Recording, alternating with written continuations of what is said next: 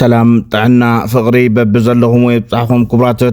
تلتي ميديانا نساعة زحزنا يوم واناون اقدستن حبريتاتات اللو بفلما ارئست زينا ناي الدكتور دبرتين شمات دبدابي نابا ودو ردا قدح تصحيفهم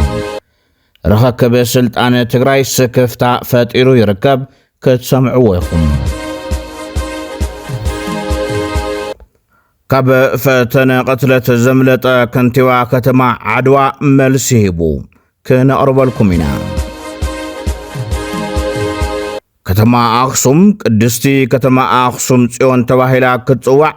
قدوس سينودوس تقراي وسينو كالو تزوس سنة موسانتاتون اللو بزرزر كان أربالكم هنا جنرال أبو تادسة زقبر زلو مدلاو عامل كيتو ملأختي سديدو زرزر لنا طويلو زنبرا خوينات كم بحدش جميرو نلومي نايديو من كالوتن زيناتات حزنا لكم لنا لايك بمقبار جمرو سناي مكتتال فيلنا تاني حق العين لامبر واتودب جزء أحلي فيه كل أنا هلي فيه وتاجبري مرة دي حلفنا له بميات ودع جنب بقى قدينا حلفنا له سوينا كيدا بومبر نزعنا طوالنا حقونا كيقول أنا نمرس أبورد يكون ناتي قدامنا حقونا ما يود أود حقونا تيقول بس ما تحدى در جنب مالي قلني يلهون وسي يلهون يقول قلنا يكلم من يزجورها تاجو بقى وندلي أنا حلفنا هنا نركب زي ولنا جزي ودينا هنا حالفوا يجزينا لعلو كله أنا يدلي هتاقوي مالت كلنا وندلي أنا قلنا أنا لعلو كله مالتي حالفوا يجزي تاي لقوم بس ناب بيت صحفة بريزيدنت مالتون دجن بيرو زعاتو بريزيدنت يلن تباهيلوم ناي دكتور دبرتين شمت دبدابي نابا ود وردون قدح تصحيف لهم اتي بافو غبا بيت مخور تግራይ ወጀሮ ኪሮስ ሓጎስ ተጻሐፈ ደብዳቤ ሽመት ካብ ዕለት 27 ሚያዝያ 2018 ዓመተ ምህረት ዝተሸምኩም ዕለት ጀሚርኩም ስራሕ ርክክብ ጌርኩም ጀምሩ ዝብል እዩ ይኹን እምበር ከሳብ ሕዝ ሰዓት ዝኾነ ዓይነት ምትኽኻ ከም ዘይተገበረዩ ዝግለጽ ዘሎ እስካሕዚ ዶክተር ደብረጽዮን ገብረ ሚካኤል ናፍቲ ናይ ጀምቢሮ ከም ዘይ ኣተውን ላው ስራሕ ከም ዘይጀመሩን ከምኡውን ሰሉስ ረቡዕ ሓሙስ ጀነራል ታደሰ ወረደውን ናብ ጀምቢሮ ዛጊት ከም ዘይ ኣተውን እዩ ስለዚ ያው ሓደ ጎበዝ ቀጢል ቃቲ ቀዲዩ ማለት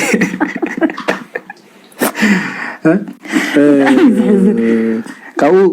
ከም ሓበሬታ زلو ركبات مالت سلامون خوون زدخون سبات اللو مدففا أخيهلو بمرجدا نقرات نتقرأي بستاكم من قدي تعررين مقبار زمكور أكالات اللون مالت يكونن اسكا حزو زلو قن تزلو لنا حوريتا تايو تدليكم سيركم أوتومبر أنا زركو زحزو وقوا أنا زركو نقري بالليل عينت مرقصي حزام كم زلون استيل اسكا حزي كم بريزيدنت يوم أكت زغور أبي كوين سو مالت بزح غزي ياو نافت بيرو ولا اكتيفي تو بزح غزي كو بيرو كاي اتاوي يكون عندي بيدار تادسو يا تبانير بزح غزي اي خوين مالت ماتم تقبل زدما جنرال تادسو ورده من الواتون اتبقطتا سلطانو خركب يزبل زنبر قمتات سكفتا فاتيرولهم كاب دكتور دبرتين زحش مريحنا تاب تقراي يلن تواهيلوم نزي حساب زي دقفن تقاومون يقربلو لهم دكتور دبرتين زقمقم سوي مالت حمق اللو هنو نخدينا قن قعا كابو زحيش سوي قعا يلن إلنا ندبدبو درجة وصعنا لنا مالت ايه مقلت تاتلوني دياتن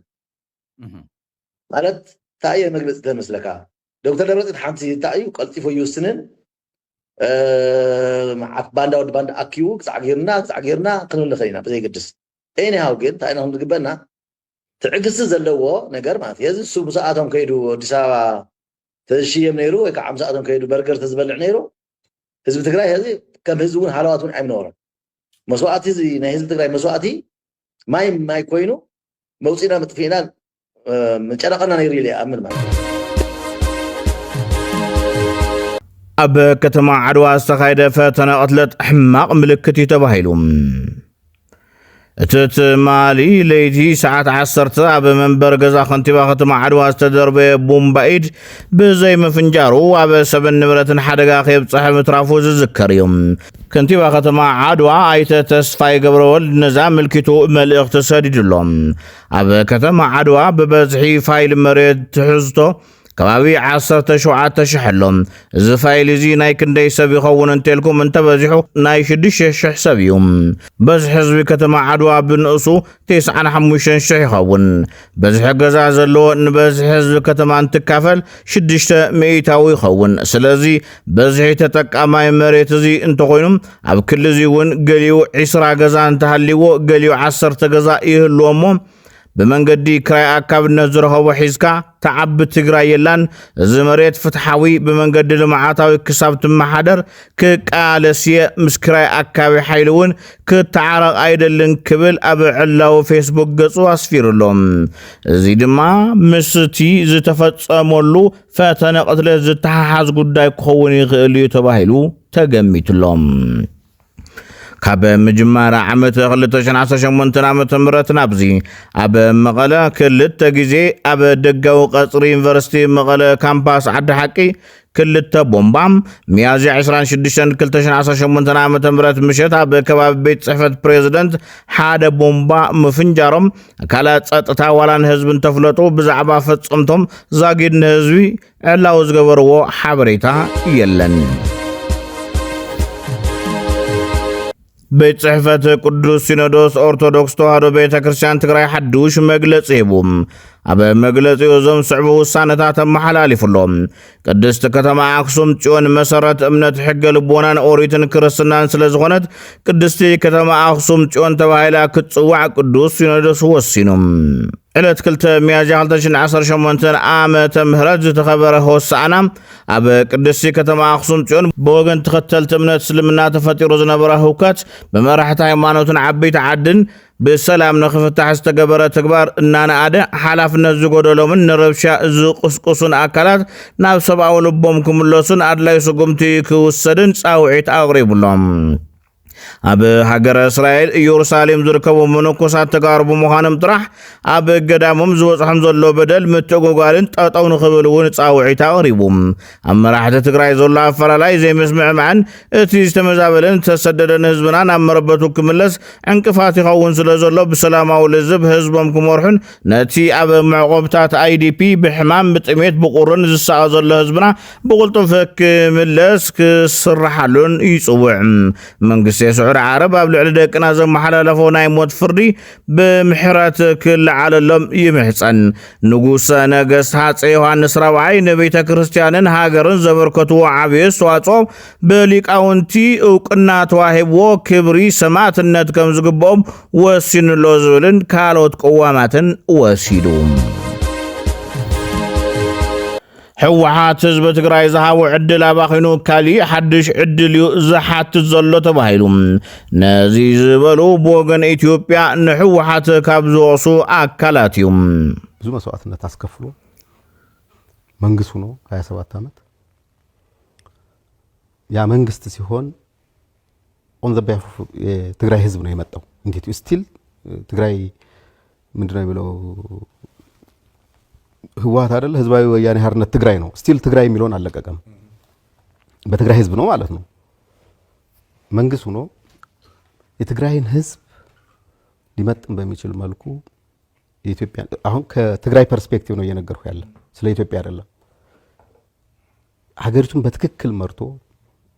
የዲሞክራሲ ስርዓቱን አስፍኖ ሊደርሺፑን አብቅቶ የተስተካከለ አገር እንዲሆን ማድረግ ይችላል ነበር ብያምናለሁ እንደዛ ከመሆን ይልቅ በተሻለ መንገድ አገሪቱን መርቶ የተሻለ ሁኔታ ማድረግ ይችላል ነበር ብያምናለሁ ሶ ያን የትግራይን ህዝብ ትግል አባክኖታል ነው አንዱ ባልተገባ መንገድ ስልጣኑ ተጠቅሟል ነው አንዱ ምረዳው ነው። ሁለተኛው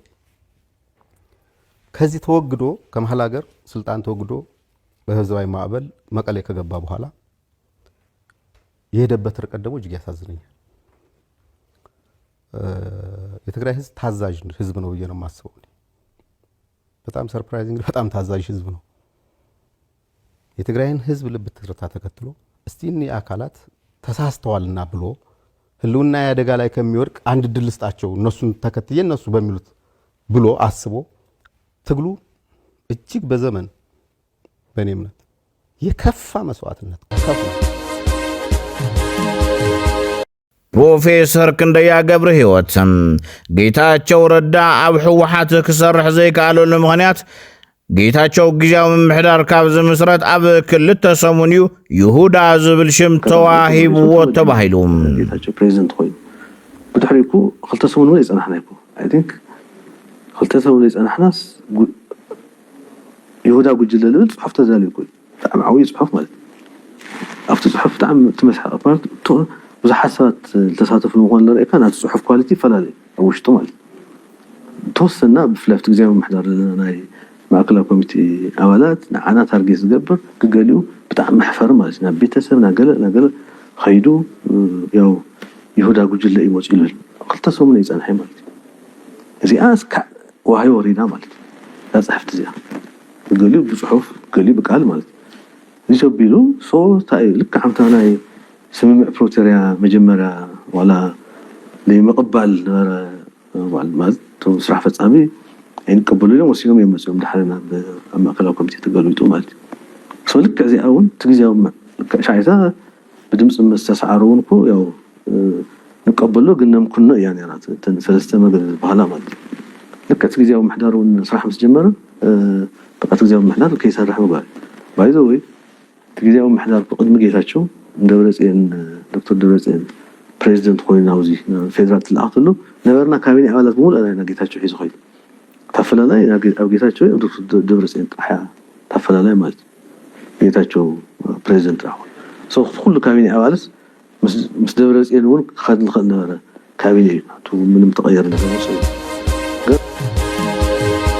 ናብ ኩናት ናይ ምእታው ዕድል ኣሎ ዝብል ሓሳብ ብሕወሓት ኣሎ ተባሂሉ ቲፒኤልኤፍ ፎር ሰም ሪዝን አሁን በተመጣበት በተለይ ባለፈው አንድ አመት ተኩል በተሄደበት መንገድ ሰርቫይቭ እንደማያደርግ አውቋል። ቲፒኤልኤፍ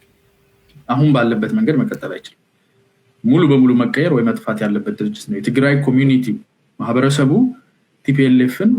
ቀስ በቀስ አይቶ ግልጽ ሆኖለት እያገለለ እየራቀ እየጠየቀ ያለበት ከጠየቀ ደግሞ በጣም ከባባድ መልስ ነው። because 17 አመት ትግሉ ጀምሮ 27 አመት በስልጣን ማማ ላይ በተቀመጠበት ጊዜ በጦርነቱ ጊዜ ከጦርነቱ መልስ ከትግራይ ህዝብ ጋር ያለው ግንኙነትና ለትግራይ ህዝብ ምን አደረገ የሚለው ከተመረመረ ቲፒኤልኤፍን እውነት ለመነጋገር በጣም 5-1 ጠርንፎ ይዞ ለረጅም ጊዜ ህዝቡ ሳይኮሎጂ ላይ ስለሰራ እንጂ ሌላ አካባቢ ቢሆን እኔ ሰዎቹ አገር ውስጥ የሚኖሩ አይመስለኝም ይችላል። እንዲህ አይነት ድርጅት ውስጥ ይሄን አይነት ጉዳት በትግራይ ህዝብ ላይ ያደረሰ ድርጅት መቀበል መውሰድ እንጂ ምንም መልሶለት የማያውቅ ምንም ጉራው ውሸት ነበር። በ27 አመቱ ጊዜ የሌለውን ያላገኘውን ሴፍቲ ኔት ላይ የሚኖር ድህነት ውስጥ የሚኖር ከሌላው ኢትዮጵያዊ እንኳን ባነሰ ድህነት ውስጥ የሚኖርን ማህበረሰብ ስሙን ዘልዝሎ በልቶ መላው የኢትዮጵያ ማህበረሰብ ትግራይዋ የሚባል ሁሉ ወይም ትግራይ የሚባል ሁሉ የዚህ የጭቆናና የግድያና የምዝበራ አካል አድርጎ እንዲያስብ ሆን ብሎ ፐርፔትሬት አድርጎ ሄዶ እንደ ምሽግ አፈር ከኋላቸው የተደበቀበትን የትግራይ ህዝብ በደንብ እያወቀ በመጣ ቁጥር ንዴቱ ቁጭቱ ለቲፒኤልኤፍ ያለው ጥላቻ እየጨመረ እንደሚሄድ ያውቃል። ስለዚህ ወደ ጦርነት እዚ ሰሜን ምዕራብ ከጋጥሞ ዝኽእል ዝኾነ ይኹን መጥቃዕቲ ክከላኸል ኣብ ዝኽእል ደረጃ እዩ ዘሎ ክብል ጀነራል ኣበባው ታደሰ ገሊጹ ጀነራል ኣበባው ኣብዚ እዚ ሰሜን ምዕራብ ኣብቲ ምድላው ቀጠና ተረኺቡ ከም ዝበሎም እቲ እዚ ታሪኻዊ ፀላእትና ይኹን ካብ ባንዳታት ዘጋጥሞ ዝኽእል መጥቃዕቲ ክከላኸል ኣብ ዝኽእል ደረጃ ድልውነት ይርከበሉ ኢሉ ሕወሓት ሃገር ንምፍራስ ተኸታታሊ ወረራ ብምምካትን ሃገር ኣብ ምጽናዕ ዓብዪ ግደ ዝነበሮ ጠንኩር እዚ እውን ኢሉሎም እዚ ከምዚ እናሃለወ ብርክ ዝበሉ ሰራዊት ምክልኻል ሰልጢኖም ብተሽከርከርቲ ናብ ቦታኦም ይኸቱ ከም ዘለዉ እውን ተፈሊጡ ከባቢ 200 ዝኾና መኻይን ሰራዊት ኢትዮጵያ ዝፃዕና ናብ ዝተፈላለየ ከባቢ ካብ ጦላይ ጥራሕ ብዙሓት እዮም ቶም መሰልጠን ማእከላት ናይ ሰራዊት መሰልጠን ማእከላት ናይ ኢትዮጵያ ካብ ጦላይ ጥራሕ ግን 200 ዝኣኽላ ሰራዊት ፅዕነን ከይደን ክንደይ የሰልጥኑ ከም ዘለዉ ራይዎ 40 ዝኾና ናብ ነቀምቴ ከባቢ ናብ 60 ዝኾና ማክሲማም 60 ዝኾና ናብ ጎንደር ከባቢ እዘን ጎንደር ዝኸዳ ናብ ጸለምትን ናብ ምዕራብ ትግራይን ከይደን እየን እዚአን ክብለሰን ናብ ቆቦን ናብ ኣምቦን እውን ተንስተረፋ ሚኢቲ ከም ዝተኸፋፈላ እዚኦም መብዛሕትኦም ጦላይ ዝሰልጠኑ ናይ ምዕራብ ሃረርጌ ኦሮሚያ እዩ ናይ ምዕራብ ሃረርጌ ኣሩሲ እዚ እውን ኦሮሚያ እዩ ባሌ ጎባን ሲዳማ ከም ክልል ከምኡ እውን ጋሞ ጎፋ እዚኣቶም ካብዚ ዝመፁ እዮም ነይሮም መብዛሕትኦም ካብ ካሊእ እውን ኣለዉ ግን መብዛሕትኦም ካብዚ ዝመፁ እዮም ሕዚ እንታይ እዩ ዘድልየና ንሕና ሰራዊት ኣሰልጢኖም እዮም ዘምፁ ዘለዉ መናእሰይ ናይ ኢትዮጵያ እዮም ዝመፁ ዘለዉ ተታሊሎም ይመፁ ከም ዘለዉ ግን ንፈልጥ ኣለና እንታይ የድልየና ንሕና ኣምሓርኛ እንድያ እታ ብቐረባ ክንረኽባ ንኽእል በኣምሓርኛ ፕሮግራም ምስራሕ ከድልየና ጠቕላላ ዓዳ ኢትዮጵያ 51.8 ቢልዮን ዶላር ከም ዝበፅሐ ሚኒስትሪ ፋይናንስ ኢትዮጵያ ኣፍሊጦም ሚኒስትሪ ፋይናንስ ንፓርላማ ብዛዕባ መግለፂ ኢትዮጵያ ካብ ኣሜሪካ ዓመታዊ ናይ 1 ቢልዮን ዶላር ሓገዝ ንምርካብ ምስ ኣሜሪካ ከም ዝተፈራረመ ተሓቢሩ ሚኒስትሪ ፋይናንስ ነዚ መግለፂ ዝሃበ ናይ 9 ወርሒ ፀብፃብ ኣፈፃፅማ ስራሕ ንቋሚ ኮሚቴ ትልምን በጀትን ፋይናንስን ባይቶ ወከልቲ ህዝቢ ኣብ ዘቕረበሉ እዋን እዩ ሚኒስተር መሐመድ ሸዴ ፀብፃብ ኣፈፃፅማ ስራሕቲ ሚኒስተር ኣብ ዘቕረበሉ እዋን ጠቕላላ ዓዳ ኢትዮጵያ 51.8 ቢልዮን ዶላር ከም ዝበፅሐ ገሊጹ ክልተ ዓበይቲ ድሮናት ኣብ መሬት ሱዳን ወዲቐን ዋና ከተማ ሱዳን ካርቱምን ግዝኣት ካርዲፍን ዝወደቓ ድሮናት ብፅረት ድሮን መንግስቲ ሱዳን ተሓምሽሸን ኣብ ዋና ከተማ ሱዳን ካርቱም ዝወደቐት ድሮን ካብ ኢትዮጵያ ባህር ዳር ዝተበገሰት ምዃና ተረጋጊጹሎም ካልአይቲ ድሮን ድማ ካብ ሱዳን ኒያላ ዝተባሃለ ቦታ ዝተበገሰት እያ ካብ ከተማ ባህር ዳርን ኣሶሳን ዝበገሳ ድሮናት ኣብ መሬት ሱዳን ብተደጋጋሚ መጥቃዕቲ ምፍፃምን ዓለም ለኸ ሚድያታት ፀብፂበን ኣለዋ ሰራዊትን መንግስትን ሱዳን ኢትዮጵያን ዓረብ ኤምሬትን ናብ ሱዳን መጥቃዕቲ ምፍፃምን ኣፍሊጥ እዩ ንክልቴን ሃገራት ብፀላኢ ዝሰሜን ሱዳን ወታደራዊ መጥቃዕቲ ክፍፅም ምዃኑ እውን ኣጠንቂቑሎም ኣብ መወዳእታ መንጎ ኣሜሪካን ኢራንን ካብ ስትሬት ኦፍ ሆርሙዝ ብርቱዕ ተኽሲ ከም ዝተጀመረ እቲ ዝነበረ ናይ ምቁራፅ ተኽሲ ስምምዕ ከም ዝፈረሰን ተገሊጹ ክልቲኦም ወገናት ነቲ መጥቃዕቲ ንሕድሕዶም ይወቃቐሱሉ ኣለዉ ኢራን ኣሜሪካ ብልዕሊ መርከብ ነዳዲ መጥቃዕቲ ፎኒዋ ክትብል ከላ ኣሜሪካ ድማ ኢራን ብዘይ ዝኾነ ትንኮሳ መጥቃዕቲ ስለ ዝጀመረት ግብረ መልሲ ከም ዝሃበት ትገልጽ ኣሜሪካ ኣብ ወደባት ባንደር ኣባስን ቃሻምን ደብዳብ ነፈርቲ ከም ዝፈጸመት ክንገር ከሎም ኢራን ብወገና ንሰለስተ ናይ ኣሜሪካ መርከብ ኩናት ከም ዘጥቃዕት ጉድኣት ከም ዘወረደትን ኣፍሊጣ ኣብዚ ሕዚ እዋን ኣብ ከተማታት ቴህራንን ባንዳር ኣባስን ብርቱዕ ድምፂ ነታጉይ ይስማዕ ከም ዘሎን እቲ ጎነፅ ገና ቀጻሊ ምዃኑን ፀብጻባት የመላኽቱ ክቡራት ተኸታተልትና ንሰዓት ዝሓዝናዮ እዋናውን ኣገደስን ዜናታት ነዞም ተኸታተልኩም ይመስሉ ነይሮም ሰላም ንህዝቢ ትግራይ ሰላም ንኹሉ ወዲ ሰብ